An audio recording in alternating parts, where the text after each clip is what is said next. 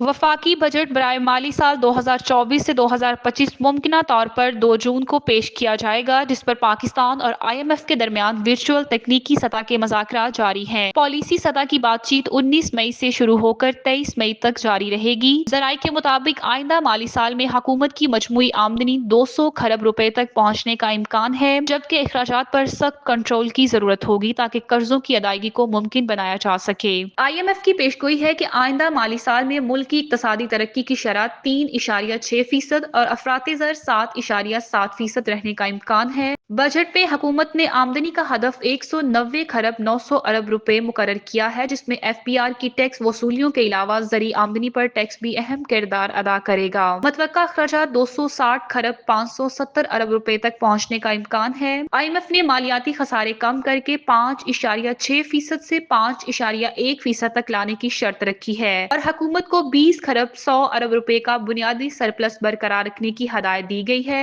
इसके अलावा कर्ज का DGP तनासुब 70.6% से कम होकर 75.6% पर लाने का हदफ मुकर्रर किया गया है। वजारत खजाना ने तमाम वजारतों को माहौलियाती टेक्निकिंग फॉर्म C3 जमा कराने की हदायत दी है। इस इकदाम के तहत बजट में दी जाने वाली सब्सिडीज और ग्रांट्स की माहौलियाती दर्जाबंदी लाजमी करार दी गई है। TSTP के बाद अब सब्सिडी और ग्रांट्स को भी माहौलियाती अखराजात से मुंसलिक किया जाएगा।